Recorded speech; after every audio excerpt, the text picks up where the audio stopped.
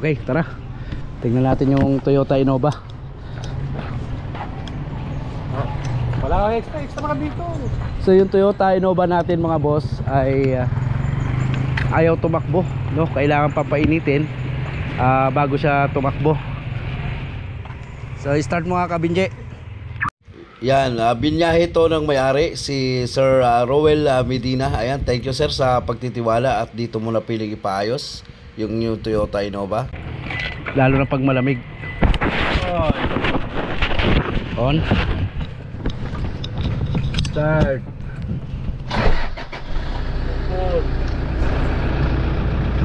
Buksan mo ilaw. Yung ano. Tana.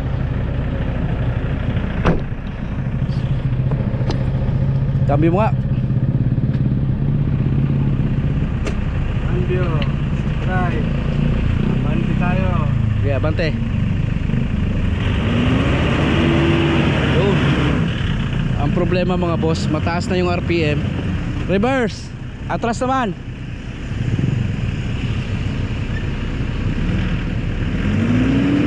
Yun. Narinig yung mga boss. Ayan o. Ang taas na ng RPM, ayaw matras. Yan. Sige. Sige. Taas na ng RPM niyan ah. Wala, hirap. Sige. Tingnan yung RPM mga boss. Sige. Hirap na hirap umatras. Tingnan ko nga kung may transmission fluid. Paandarin mo lang ah. Ilagay mo sa park. Ito Toyota Innova nga pala na tinotroubleshoot natin ngayon ay automatic transmission, hindi po siya manual mga bossing, kaya i-check natin yung ETF or kanyang transmission fluid. Tingnan yung mga itsura ng makina mga boss. Walang maintenance. Yan, so gagawin natin dito bukod sa transmission, sa pag-check natin ay magtuturbo cleaning tayo at saka AGR. So bagong change oil na raw to.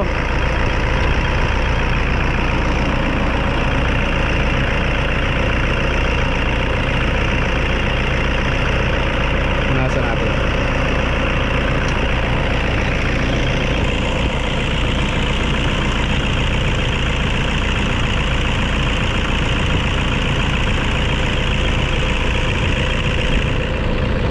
Meron naman no? Meron naman siyang transmission fluid or ETF mga boss, pero ayaw niyang tumakbo. Ibig sabihin amoy sunog Kabinje. Isa pa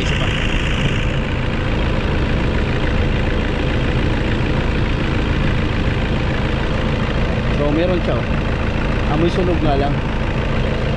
So ibig sabihin transmission talaga may problema nito. So ito mga boss, subukan natin i-rebuild yung transmission na ito. Tapos maintenance tayo, EGR, turbo cleaning. So yun po ang gagawin natin. Tapos palit na rin tayo ng fluid filter, gas filter. Ayan, yan, mga ganyan side. Tapos check na rin natin si air filter. Hindi tayo panidaga.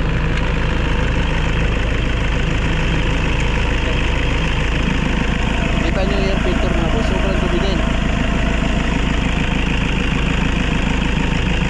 Yan, okay.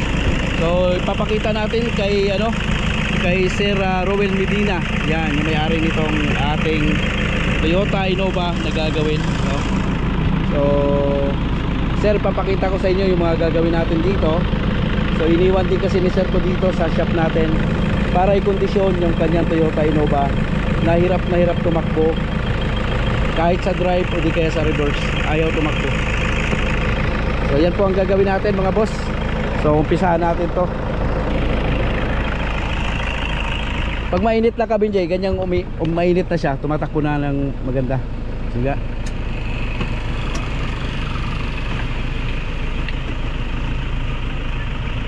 Hindi, kahit walang apak na accelerator, ayaw umusad.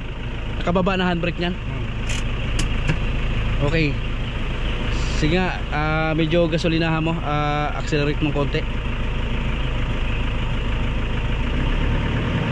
Ayan boss, mga boss oh. Ayan oh. Ilang RPM? 1.5. Oh, nasa 1.5 na mga bossing. Ayan oh. Naririnig nyo ba yung galit ng makina? Ayaw tumakbo. Yan.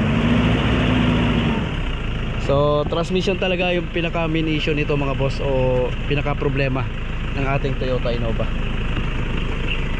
Bukas babaan natin to, Boss Binji, yung transmission. O sige. Ha? Pero iwan ko muna to. ha? Iwan ko yan. O iwan mo muna yan. Oh. Tatlong oras, babado. So sige, parada mo muna ulit dito. So at least na-check natin mabuti. O, nakailaw ABS, chip ha. Oo. So yan boss, nakailaw yung ABS mo. So hindi naman natin concern sa ngayon yan. Ang unahin talaga natin yung sa transmission mo at maintenance sa makina. Alright, sige.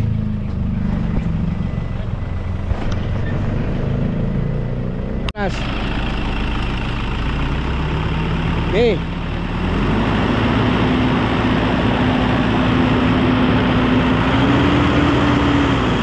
Ayun na tumakbo.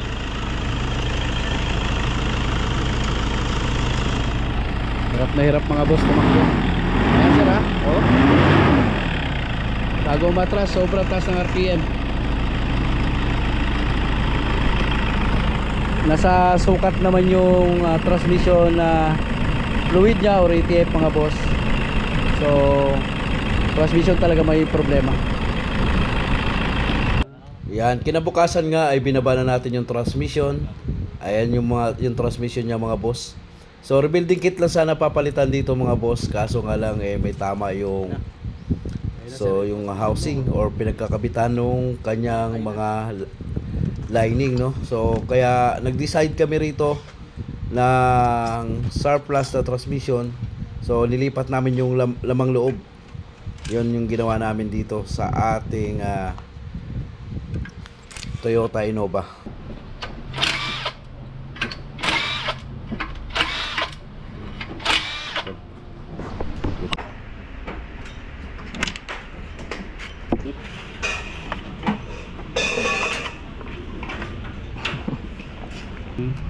Yun ang sunog na sunog pre. Dapat kasama sa plate nito. Dapat masikip yan, di ba? Hindi na aalog. Meron yung konti clearance. Tema to. Oo. Ayan, ganyan. Kunti ng tema, angat na angat. Oo nga, no? Pag sobra lang yung kaya yung plate, di man pinagdan. Yung kanya nangyari. Laki lang clearance. Ay, salin lang sa lang sa nilay. Hindi ba itong nakakanda? Diba lang, sigarang sa dito. Hindi pa yun. Tatanggalin pa dyan. Tatanggalin pa dyan. Ito naman yung ipapalit dito. Kung napapansin nyo, dalawang transmission nakikita nyo yung mga boss. Ito yung surplus na transmission na kinakalas yung crankcase. So ang gagawin dito mga boss, yung laman loob nito ililipat natin doon sa nire-repair natin transmission ng Toyota Innova. Yung housing niya pa rin yung gagamitin natin mga boss, pero yan, yung mga valve body nito, yung mga gears, so lining, yan po ang ipapalit natin doon kasi magkaiba yung housing nito. So kaya namin papalitan mga boss, kinalawang na yung mga pinagpapasakan ng clutch lining nung original niya sa stock niyang transmission, no. Kaya nag-decide kami na palit laman loob na, kasi pag rebuilding kit lang yung gagamitin natin mga boss, wala pong kasama yung mga housing nung lining na kinalawang. Kaya yun, nag-decide talaga kami rito na palit laman loob na surplus na transmission. Yan. Yan yung mga piyesa mo boss, oh. Kalat.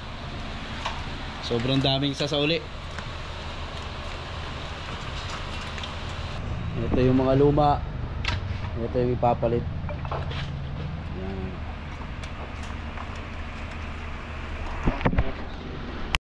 Nasalpak na nga natin yung transmission na ginawa natin mga boss. So sinunod naman natin dito.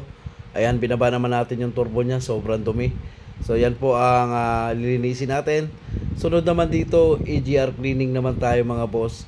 Pag nalinisan natin yan, testing natin to kung nag-improve yung ginawa natin dito sa ating Toyota Innova. Ngayong araw naman, habang nagbubuo tayo ng Toyota Innova, meron tayong NV350 na magpapamaintenance, turbo at saka EGR cleaning naman. So taga Sambales sila sir. So tatanungin natin ulit. Ano na rin to? Ito turbo cleaning tsaka EGR.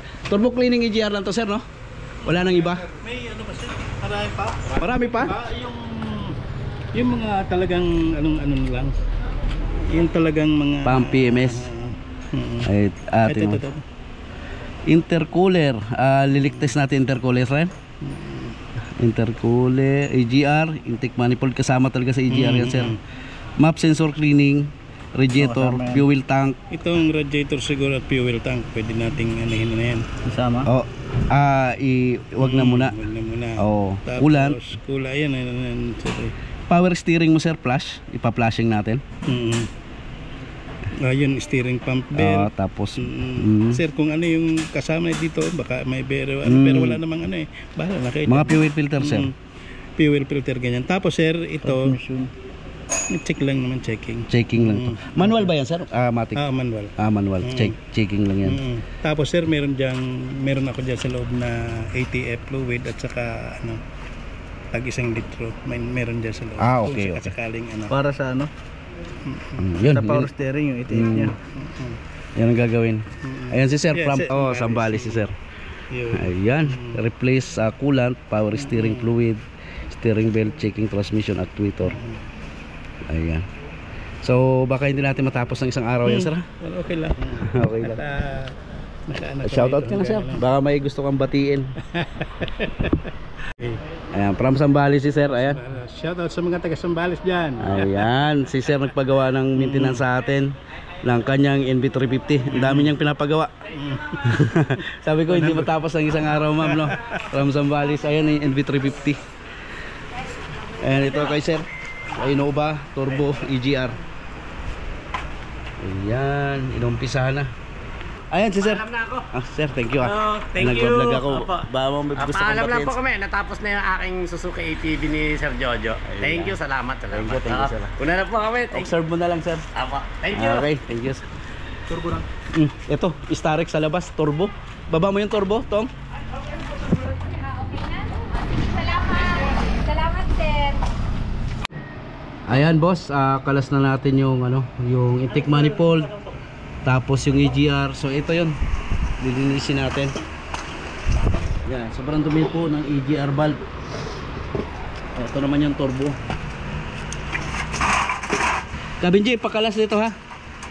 Kakalasin to.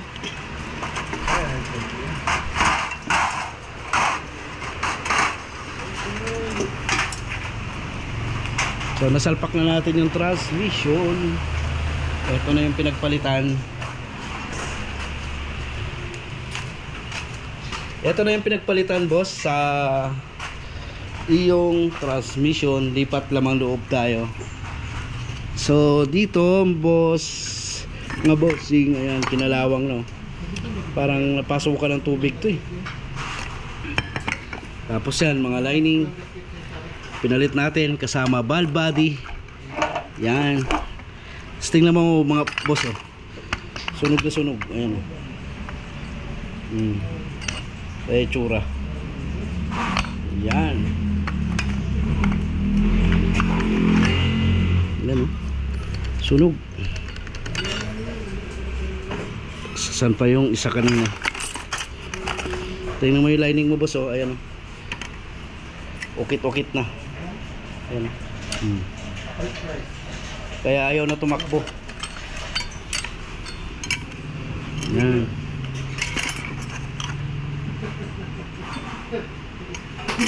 Kaya ayaw na tumakbo ang iyong Toyota Innova. Ayan yung mga pinagpalitan natin.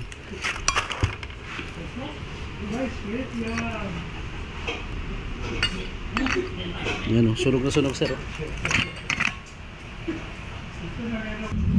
Yan.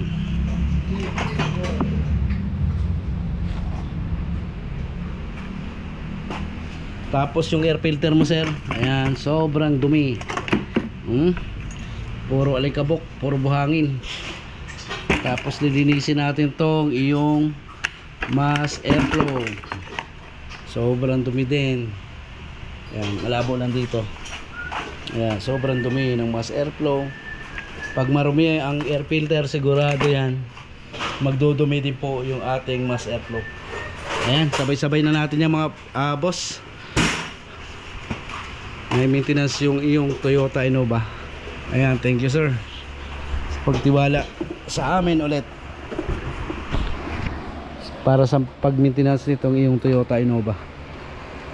Dumikit na. Ayan o. Sobrang dumi ng turbo mo, bossing. Itong linisin mo ng gusto to la. Yung sa may silver mo. Ano si kaya yun yun eh. Linis ng EGR oh. Sobrang kintab. Mga idol. Oh yun ah. Lagta man boses mo. Shout out mo dia mga idol.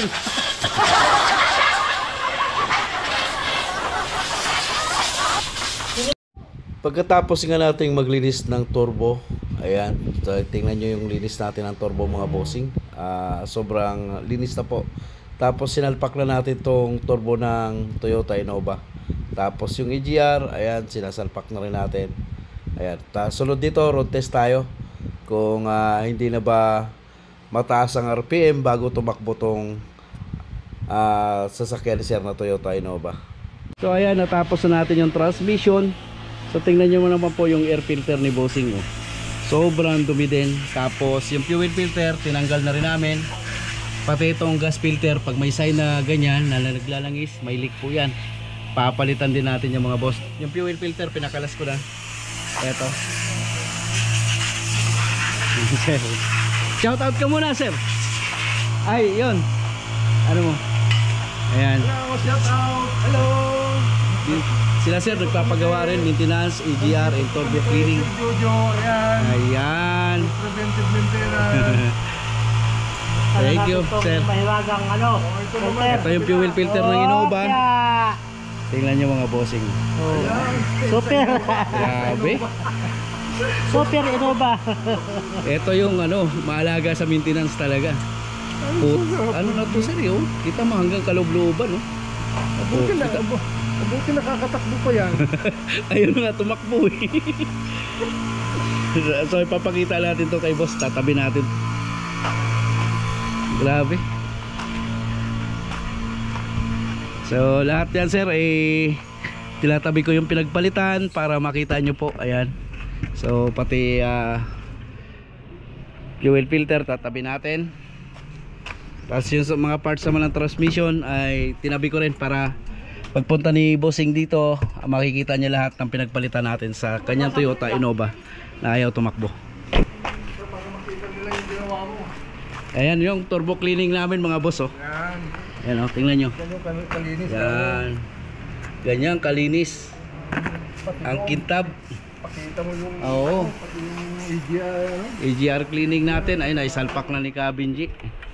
Nagmamadali ito kasi Sabado. Malayo yung uwian. Throttle body. Ayan mga boss, nilinis rin natin to. Maintenance din ang ginawa natin sa Toyota Fortuner ni boss. Ayan na, si Kalyabing Efren. Nilapit na yung housing. Ito yung fuel filter na ipapalit natin sir. Ayan. Ito. Ganyan dapat, kalinis. Yun. Dapat ganyan ang kulay niyan sir ha. Bawat change oil, isabay nyo po yung air filter palitan. Yan. Para hindi magdumi yung mass airflow at hindi masira yung ating turbo. So ayan, palitan rin tayo ng air filter. Yan mga boss. Tapos naglinis tayo ng mass airflow. Yan yung mga ginawa natin dito. Tapos medyo nilinis ko lang tong engine ni sir. Sobrang alikabok, sobrang maputik. Ayan mga boss, start na natin. Pagkatapos nating malinis ang turbo, EGR, fuel filter, air filter, tsaka transmission. So start na natin. Sige, i-start.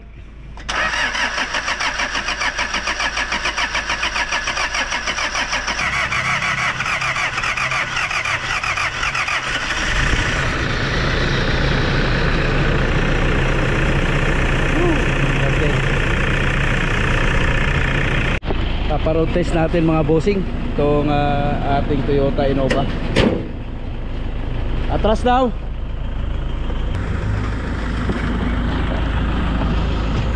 Okay, hindi na siya galit. Op. Be.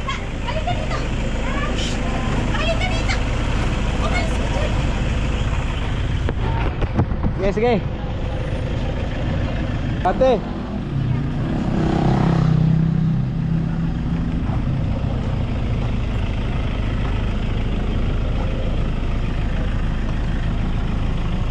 Ilagay mo sa park, tol. Ako daw, tol, be. Pasubok. Kung dati laging galit ito, subukan natin. Sama ko. Sama ka. Right. Subukan na natin mga boss. Ito. Oh. Sus. Ganda na. Shifting.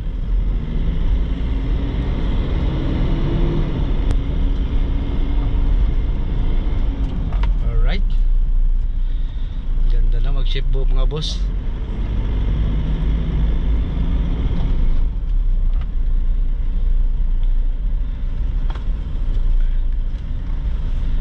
Kukulan pa pala to. Tapos nitong road test natin kulant naman, para ma-maintain natin ang gusto to.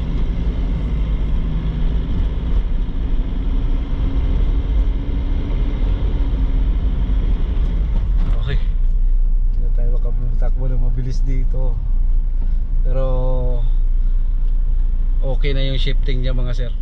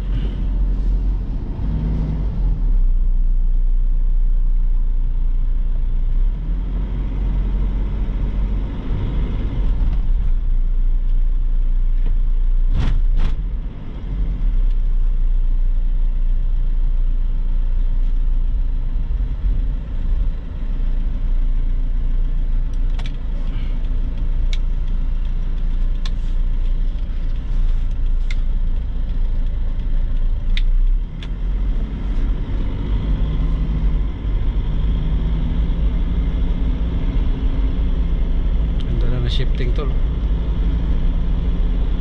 Tayo makapatakbo ng 100 dito mga boss. Village kasi.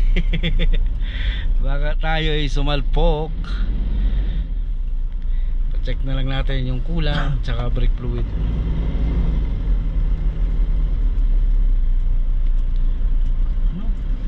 Oh. Ano ko lang, babalik tarin ko lang. Tutulak pa tayo ng Lancer mamaya.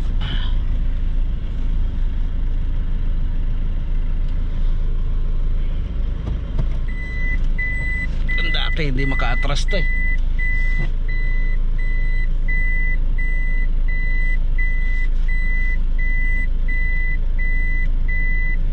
Hindi maka-atras.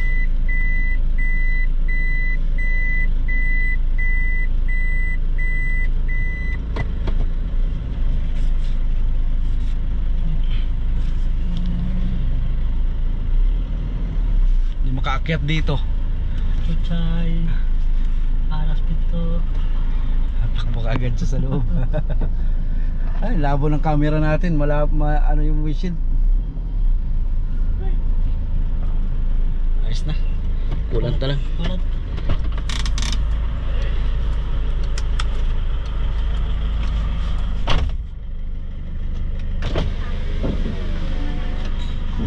Kulang ta lang tayo mga boss. Nakatubig. Hindi nakakulan.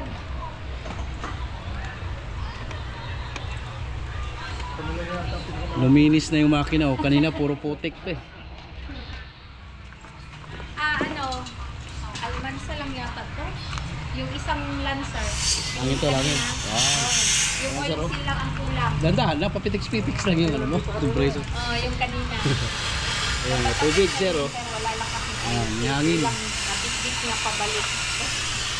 Parts niya, tapos binitbit niya pabalik. Ayan natin para lumabas yung mga putik, dalawang. Ay dapat tapos niya. Flat pa yung bulo. Tapos kulant natin mamaya. Goods na nga yung Toyota Innova natin, na road test na natin mga boss. So sinunod naman natin yan, coolant na tayo. Tapos sinangina natin yan kanina para lumabas talaga yung dumi doon sa kanyang radiator o yung mga natitirang tubig. Ayan mga boss, coolant na tayo. At sana nakapag-share ako sa naging problema nitong Toyota Innova natin na ayaw tumakbo. Ayan, yung pinaka problema lang talaga nito ay yung kanyang transmission mga bossing. Tapos sinabay na nating i-maintenance yung kanyang cleaning ng kanyang turbo at saka EGR. Tapos kulang tayo mga boss. Ayan si Sir, yung may-ari ng Innova natin. Baka may gusto kayo sa shoutout, sir. Shout out sa pamilya ko. Ayan. Salamat.